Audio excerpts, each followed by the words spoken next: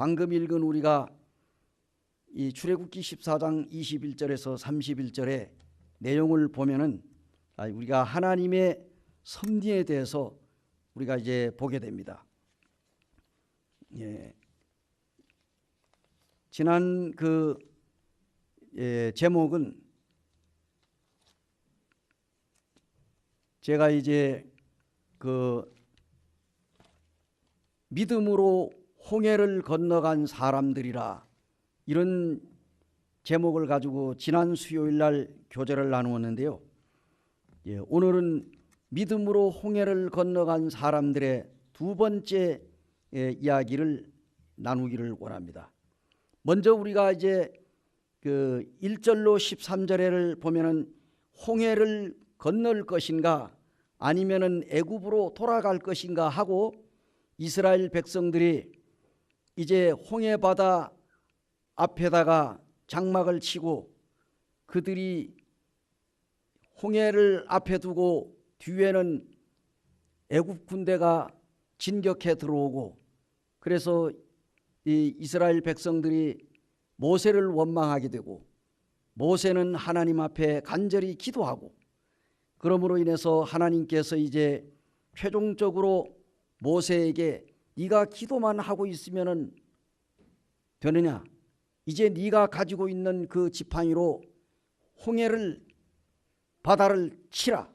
그때 모세가 하나님의 명령을 순종하여 이스라엘 민족들이 보는 가운데서 모세가 들고 있는 지팡이로 홍해 바다를 때림으로 홍해 바다가 갈라지는 이러한 놀라운 사건이 이제 21절에서 마지막 31절까지 나오고 있습니다.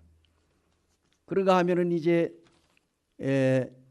지난 번에 나왔던 15절에서 20절까지, 14장 15절에서 20절까지는 뒤를 돌아보지 말고 앞을 보고 믿음으로 나아갈 것을 이스라엘 백성들에게 명령을 내렸을 때, 하나님께서 이스라엘 백성들을 보는 앞에서 홍해를 가르는 이런 엄청난 사건이 이제 벌어지고 있습니다.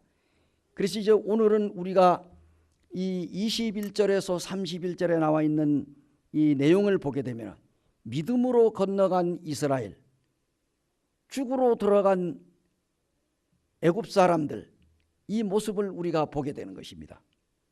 출애굽기 14장 30절에 보면은 그날에 여호와께서 이같이 이스라엘을 애굽 사람의 손에서 구원하시며 이스라엘이 바닷가에서 애굽 사람들의 죽어 있는 것을 보았더라, 이런 말씀이 있습니다.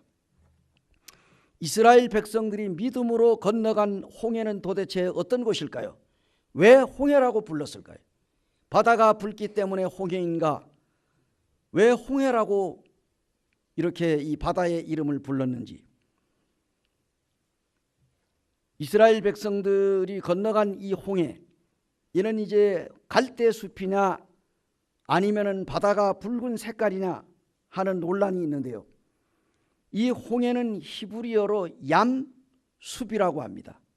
숲이라고 하는데 이 숲은 그 받침이 피읍이 아닌 비읍으로 숲, 얌이라고 하는 것은 히브리어로 얌은 바다입니다. 그래서 성경에 보게 되면은 이스라엘 백성들은 컵에다가 물을 떠놨어도 그것도 바다고, 사발에다가 물을 떠도 그것이 바다입니다. 그리고 항아리에다가 물을 떠놔도 그것도 바다예요. 우리가 이제 구약 성경을 보게 되면은 이제 번제단이 나오는데 그 번제단에 그 물을 가득히 담아놨는데 그것을 가리켜서 물두멍이라고 얘기하잖아요. 그런데 이 물두멍에 있는 물을 물이라고 하지 않고 뭐라고 합니까? 바다라고 부릅니다. 그래서 그런지 우리가 신약 성경에 나오는 갈릴리 바다, 어떨 때는 갈릴리 호수로도 나오고 어떨 때는 갈릴리 바다로도 표현을 했습니다. 그런데 이스라엘의 그 갈릴리는 뭡니까? 바다입니까? 호수입니까? 바다가 아닌 호수입니다. 그렇죠? 그래서 얌이라고 하는 이 단어는 바다라고 하는 뜻인데, 그래서 이스라엘 사람들의 이 머릿속에는 모든 물들이 다 바다입니다. 우리는 이제 바다 하게 되면은 동해나 서해를 하고 남해를 생각하고, 그 다음에 강 하게 되면은 우리 보통 물이 있는 곳을 이야기합니다. 그래서 이제 우리가 이 성경에 보게 되면은 여기 얌숲이라고 하는 이 단어가 바로 홍해라고 하는 그인데, 홍해가 얌숲은 해초와 갈대를 이야기하고 있습니다. 얌숲은 해초 우리가 바다 풀을 얘기하죠. 그 다음에 해초와 이 갈대를 가리켜서 얌숲이라고 합니다. 이제 이 여기에는 두 가지의 뜻을 지니고 있는데, 그래서 어떤 사람들은 이야기하기를 홍해가 갈대숲으로 이루어졌다. 그래서 이스라엘 백성들이 갈대숲으로, 그 갈대가 있기 때문에 거기에는 물이 얕아가지고 이스라엘 백성들이 그 얕은 물로 바다를 건너갔다, 이렇게 주장하는 사람들이 있습니다. 정말 그렇습니까?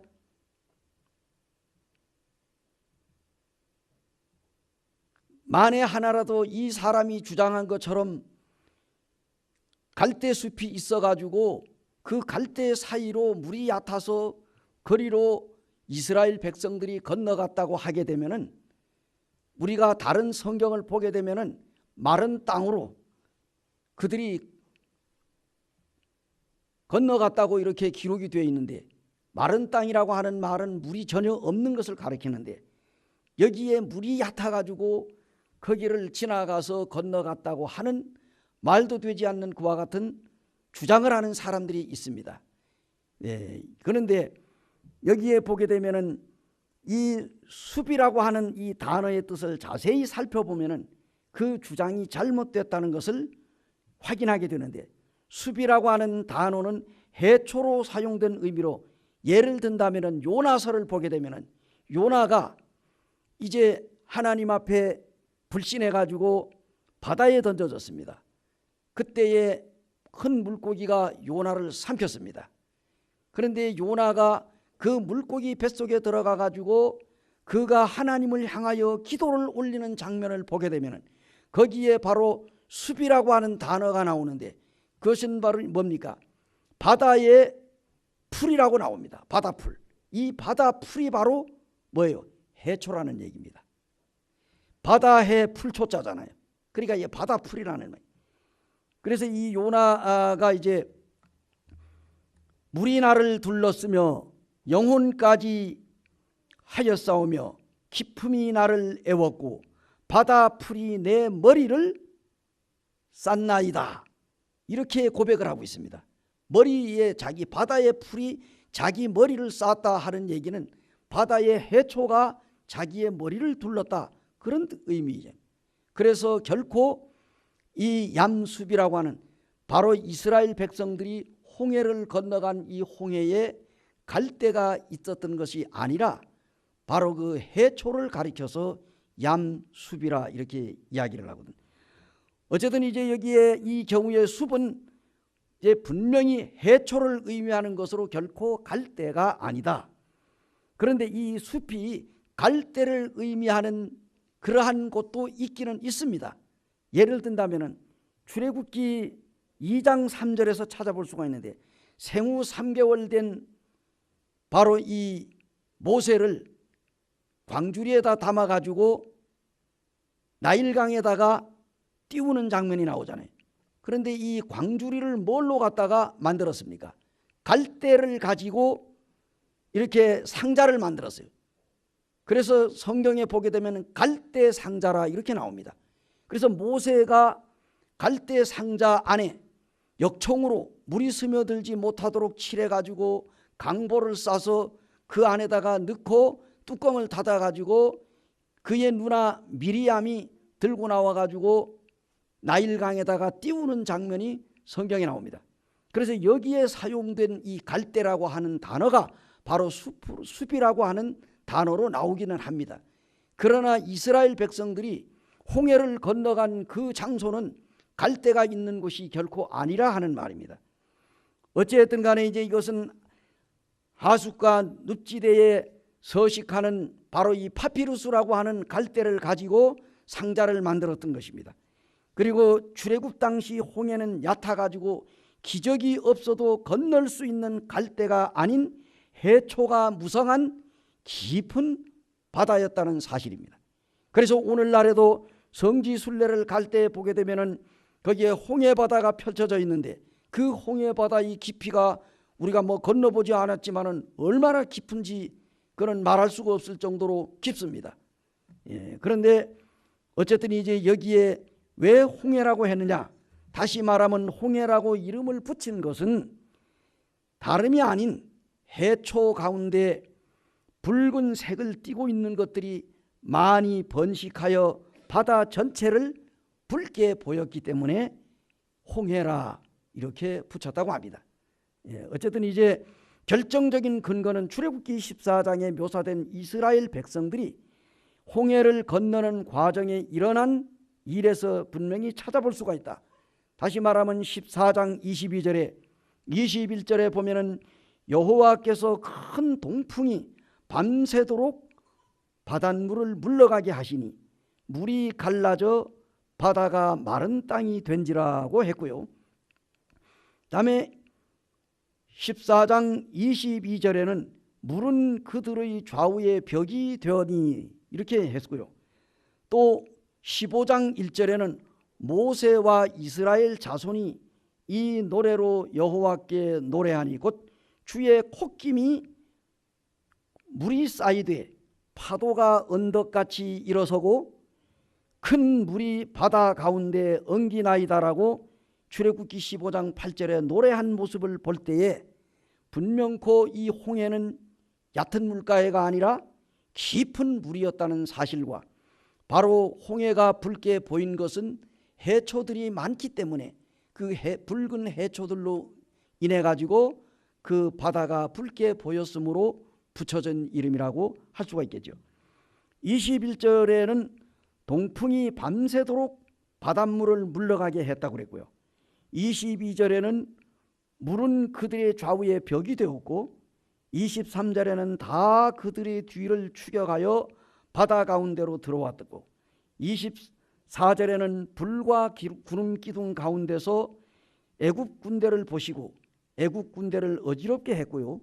25절에 보면은 여호와가 그들을 위하여 싸워 애굽 사람들을 치는도다 라고 하는 말씀이 있습니다. 위의 모든 것들은 오직 하나님이 이스라엘 백성들을 구원하시기 위하여 또 애굽의 군대를 멸망시키기 위한 하나님의 전술 방법이었다는 사실을 보여줍니다. 자, 우리 성경에 보면은요, 홍해 이제 우리가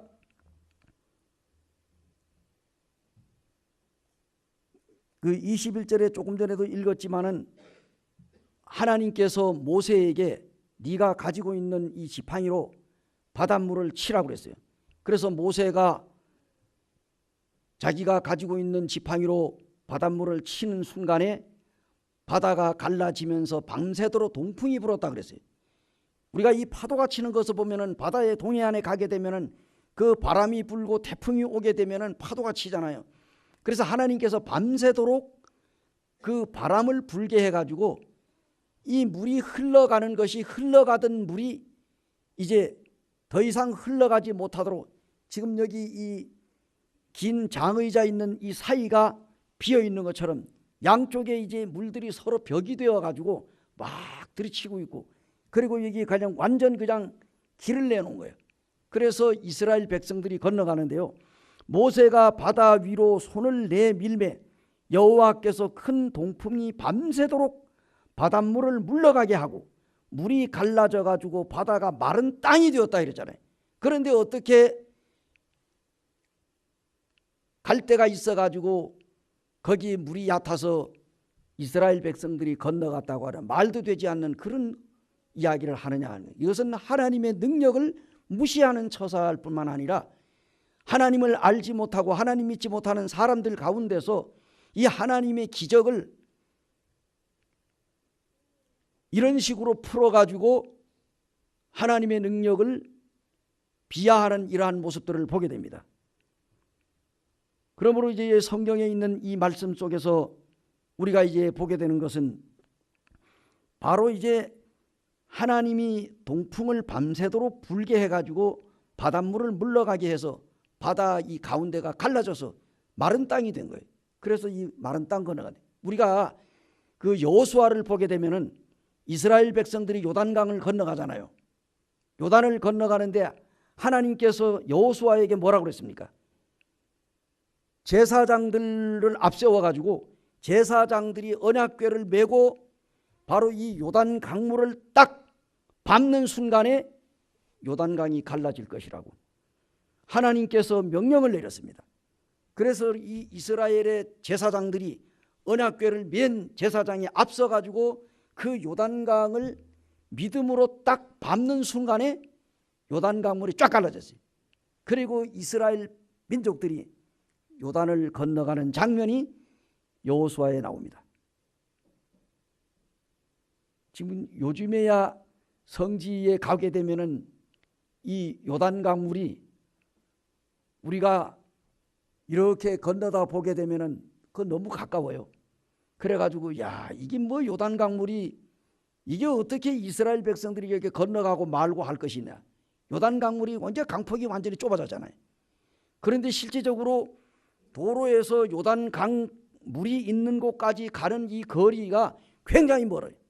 근데 거기에는 그냥 나무들이 우거져 가지고 있더라고. 그만큼 이제 요단 강물이 그야말로 예수님 당시 때가 아닌 거의 4,000년, 5,000년의 역사를 가진 이 이스라엘의 구약 시대에 거슬러 올라가니 이 한 4,000, 5,000년 전에 그 요단 강물이 지금까지 있을 리가 없잖아요. 그죠? 지금 이 원주천도 옛날에는 뭐 나룻배가 그냥 왕래를 했다고 하는데 지금 누가 보게 되면 이게 무슨 나룻배가 어떻게 배말타운을 건너다니고 했습니까? 그러나 옛날에 조선시대에는 그렇게 배가 건너다녔다는 거죠.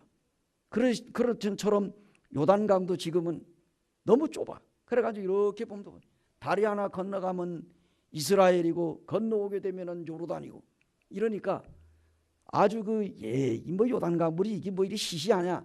오늘날 사람들이 그렇게 생각하네.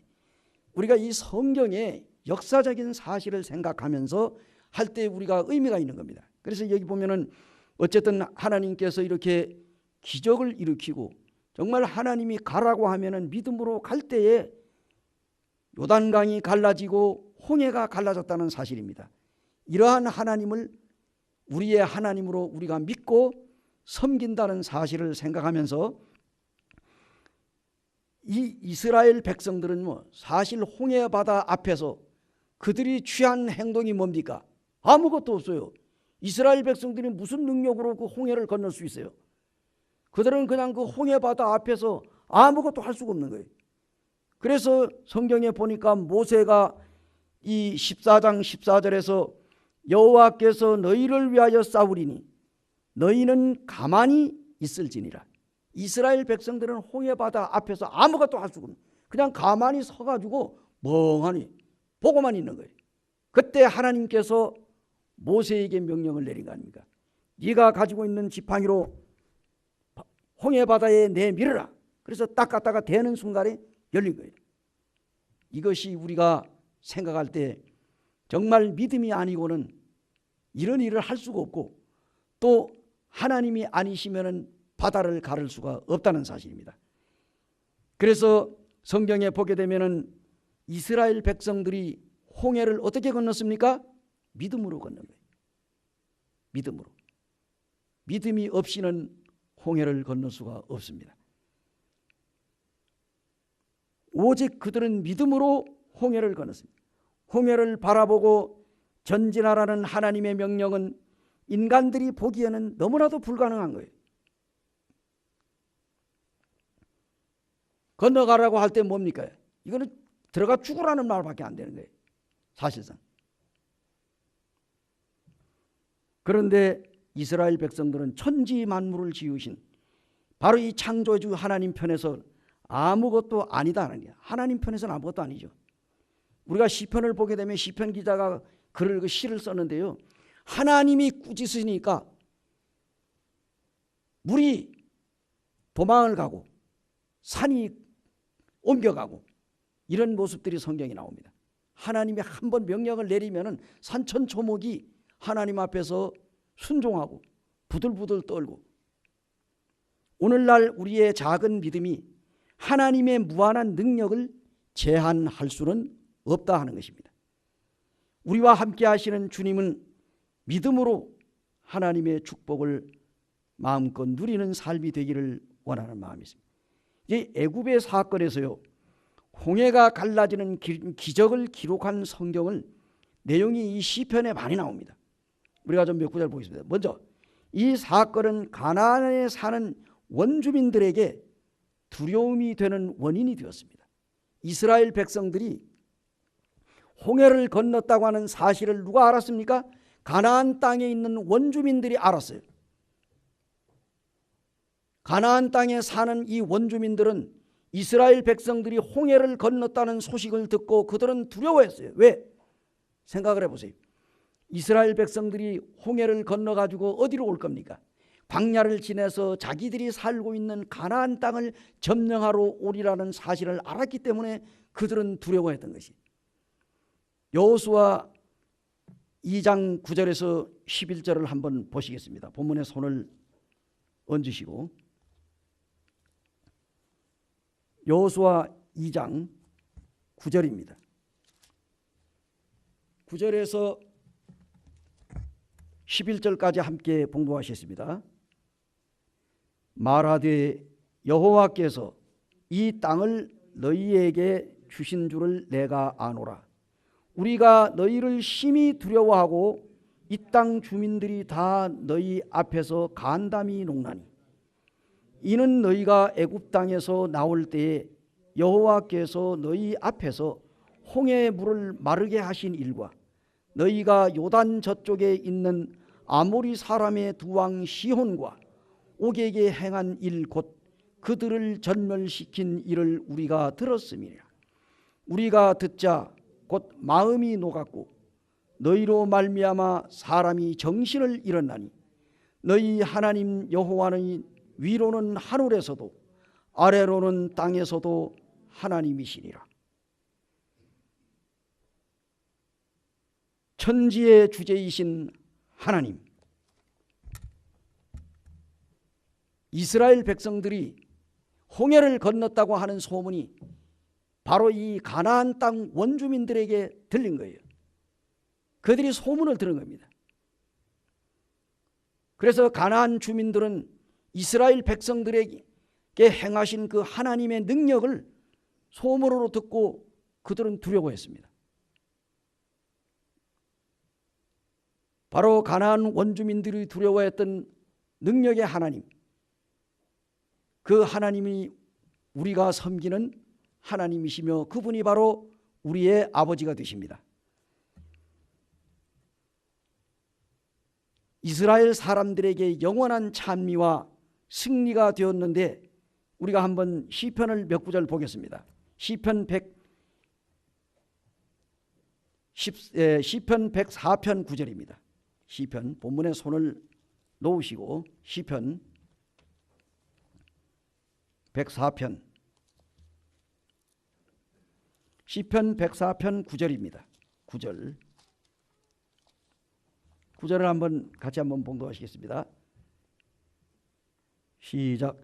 주께서 물의 경계를 정하여 넘치지 못하게 하시며 다시 돌아와 땅을 덮지 못하게 하셨나이다. 이런 말씀이 있고요. 그 다음에 114편 3절입니다. 시편 114편 3절.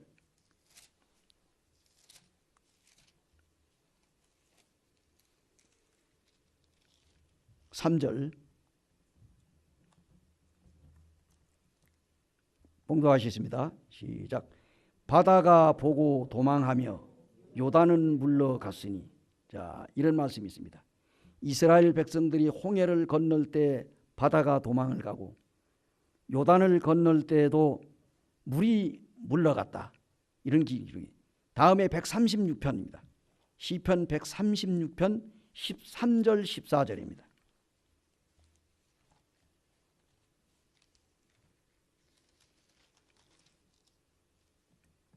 13, 14절 같이 한번 봉독하시겠습니다. 시작. 홍해를 가르신 이에게 감사하라. 그 인자하심이 영원함이로다. 이스라엘을 그 가운데로 통과하게 하신 이에게 감사하라. 그 인자하심이 영원함이로다. 자, 기왕이면 그 밑에 15, 16절을 같이 한번 읽겠습니다. 바로와 그의 군대를 홍해에 엎드려뜨리신 이에게 감사하라. 그 인자하심이 영원함이로다. 그의 백성을 인도하여 광야를 통과하게 하신 이에게 감사하라. 그 인자하심이 영원함이로다. 예. 시편 기자가 이렇게 역사적인 사실을 노래했습니다. 이 사건은 신약 시대에 와가지고 세례의 모형이 되기도 했습니다. 우리가 한번 보실까요? 고린도전서 10장 1절 2절입니다. 고린도전서 본문에 손을 얹으시고 10장 1, 2절입니다. 1절 2절 같이 봉독하시겠습니다. 시작. 형제들아, 나는 너희가 알지 못하기를 원하지 아니하노니 우리 조상들이 다 구름 아래 있고 바다 가운데로 지나며 모세에게 속하여 다 구름과 바다에서 세례를 받고. 예, 감사합니다. 여기 보면은 사도 바울이 고린도 전서를 기록하면서 고린도 교회 성도들에게 이렇게 이야기했습니다. 마치 이스라엘 백성들이 홍해를 건넌 것은 그들이 다 구름과 바다 가운데서 세례를 받았다, 이렇게 표현을 했습니다. 한마디로 말해서, 자 보세요. 이래서 이스라엘 백성들이 홍해를 건너간 것은 오늘날 우리가 예수님 믿고 구원받은 이후에 침례받는 곳에 표현이 된 것입니다. 그것을 우리가 어떻게 알 수가 있을까요? 이스라엘 백성들이 애굽에서 구원되어 나왔습니다. 그렇죠? 다시 말하면 이스라엘 백성들은 애굽에서 종살이를 하다가 거기에서 그들은 이제 구출되어 구원되어서 나왔습니다. 그리고 이스라엘 백성들이 홍해를 건넜다. 이것은 오늘날 우리가 이 세상에서 죄 가운데 살다가 예수 그리스도를 믿고 구원받아 가지고 우리가 이제 하나님의 말씀에 순종해서 우리는 침례를 받습니다. 침례. 그 다음에 침례를 받으면 끝납니까? 그게 아니잖아요. 침례를 받으면은 이제는 하나님의 자녀로서 이제는 옛날 죄악된 세상에서 우리가 돌아서 가지고 이제는 우리가 하나님 중심으로 하나님의 말씀에 순종해 살아가겠다고 하는 순종의 표시로다가 우리가 이제 침례를 받는 거예요. 그래서 이스라엘 백성들이 홍해를 건너갔다는 얘기는 그들이 다 이 바다를 통과함으로 한마디로 말해서 이제 침례를 받은 거예요. 소위 말하면 다시는 애굽으로 돌아가서는 안 된다는 얘기입니다. 이걸 상징적으로 보여주는 거예요. 이스라엘 백성들이 홍해를 건너간 것은 바로 오늘날 우리가 예수님 믿고 구원받아 가지고 침례를 받음으로 더 이상 우리는 옛날 지나간 이 과거, 이 세상에 속하지 않고 우리는 하나님께 속했다. 그래서 우리는 하나님의 말씀을 순종하고 그 말씀대로 살기를 원합니다. 그래서 우리는 침례를 받습니다. 침례를 받고 난 다음에 우리는 뭐예요? 주님의 나라 가는 그날까지 날마다 한 걸음 한 걸음 우리가 변화된 삶을 살아가는 겁니다. 이스라엘 백성들이 홍해바다 건넜으니까 끝난 겁니까? 아니잖아요. 홍해바다를 건너고 난 이후부터 본격적으로 이들은 이제 광야에서 여러 가지 많은 시험을 하나님 앞에 하며 그들은 살아가다가 광야를 통과한 후에 요단을 건너 약속의 땅 가나안으로 들어가듯이 오늘날 우리가 이제 이 세상에 살아가는 것은 이스라엘 백성들이 광야 생활하고 하는 거 똑같은 겁니다.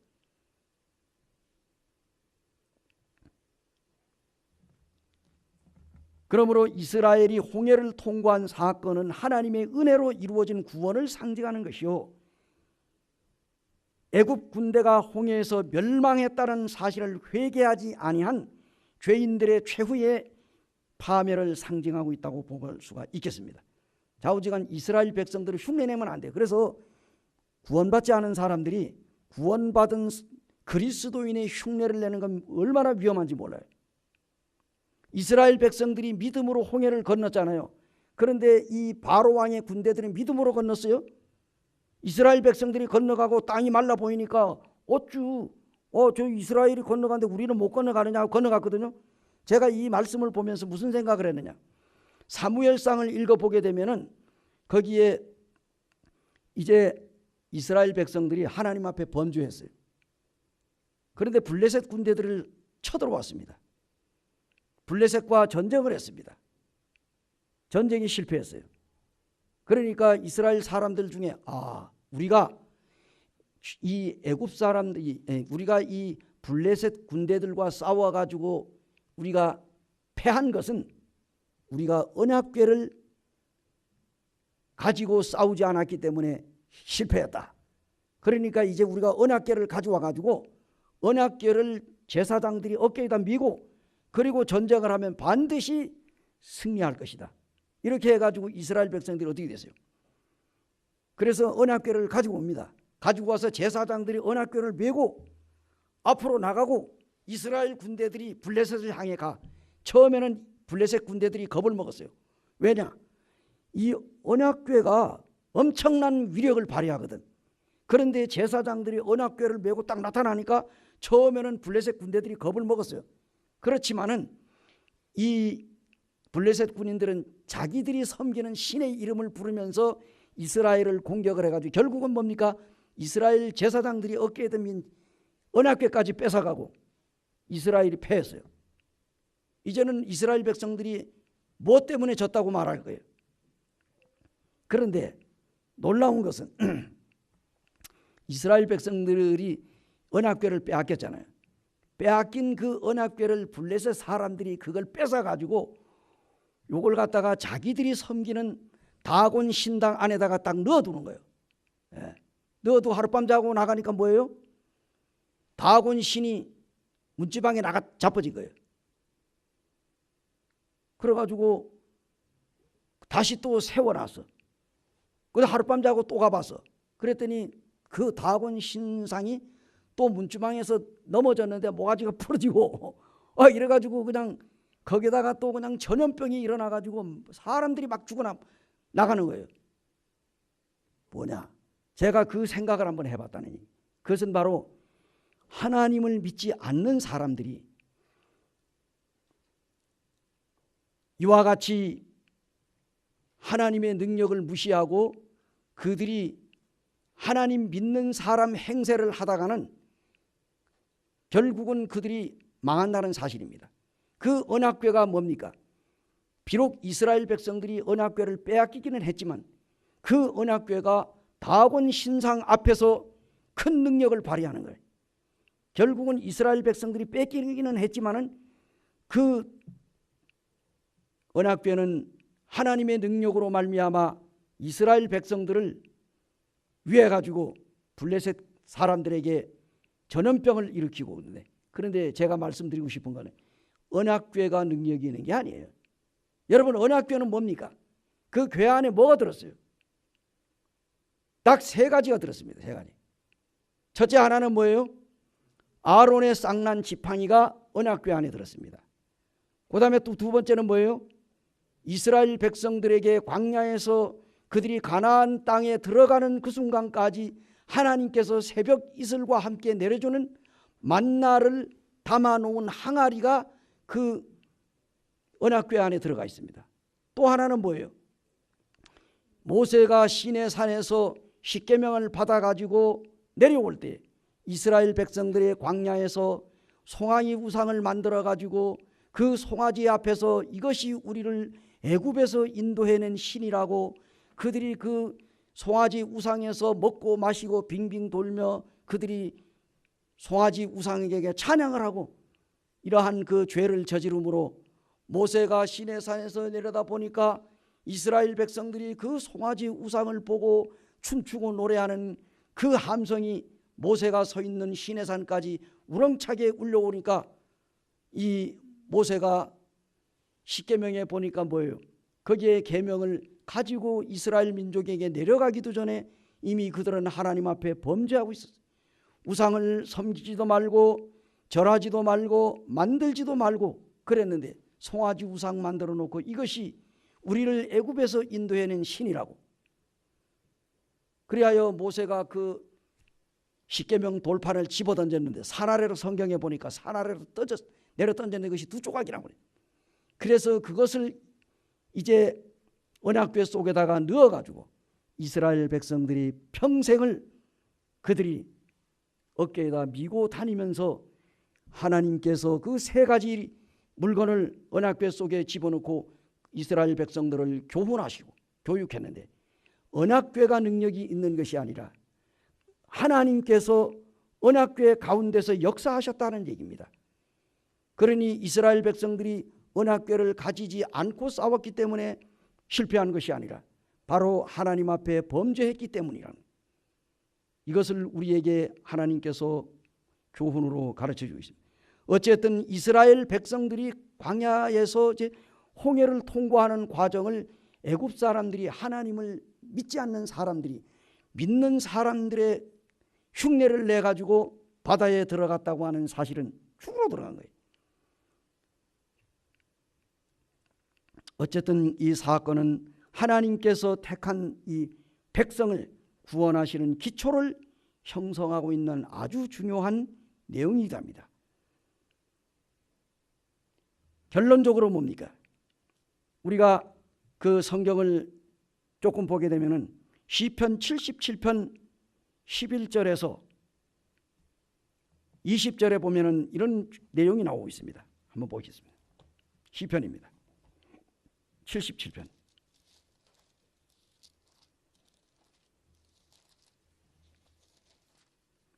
77편 11절에서 같이 한번 봉독하실까요? 끝절까지 20절까지인데 10절에서 11절 77편 11절입니다. 시작. 곧 여호와의 일들을 기억하며 주께서 옛적에 행하신 기이한 일을 기억하리이다. 또 주의 모든 일을 작은 소리로 읊조리며 주의 행사를 낮은 소리로 되뇌이리라. 하나님이여 주의 도는 극히 거룩하시오니 하나님과 같이 위대하신 신이 누구오니까. 주는 기이한 일을 행하신 하나님이라. 민족들 중에 주의 능력을 알리시고 주의 팔로 주의 백성 곧 야곱과 요셉의 자손을 속량하셨나이다. 하나님이여 물들이 주를 보았나이다. 물들이 주를 보고 두려워하여며 깊음도 진동하였고 구름이 물을 쏟고 궁창이 소리를 내며 주의 화살도 날아갔나이다. 회오리 바람 중에 주의 우레소리가 있으며 번개가 세계를 비추며 땅이 흔들리고 움직였나이다. 주의 길이 바다에 있었고 주의 곧은 길이 큰 물에 있었으나 주의 발자취를 알 수 없나이다. 주의 백성을 양떼같이 모세와 아론의 손으로 인도하셨나이다. 이것이 바로 이스라엘 백성들을 애굽에서 인도해낸 홍해 바다를 건너게 하는 이 능력의 하나님을 시편 기자가 노래했습니다. 그 외에도 우리가 시편에 많은 구절들이 있겠습니다만은 결론적으로 홍해의 기적이 뭡니까? 이스라엘 백성에게 끼친 영향은 무엇인가? 30절에서 31절에 있습니다. 출애굽기 14장 30절에서 31절에 그날에 여호와께서 이같이 이스라엘을 애굽 사람의 손에서 구원하시며 이스라엘이 바닷가에서 애굽 사람들이 죽어 있는 것을 보았더라. 31절에 이스라엘이 여호와께서 애굽 사람에게 행하신 그 큰 능력을 보았으므로 백성이 여호와를 경외하며 여호와의 그의 종 모세를 믿었더라.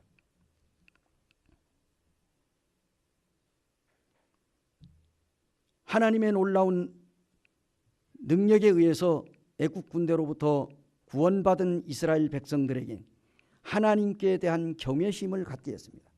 그래서 우리가 세상에서 방황하고 죄 가운데 살다가 우리가 예수 그리스도를 믿고 구원받음으로 인해서 하나님의 자녀가 되었어요.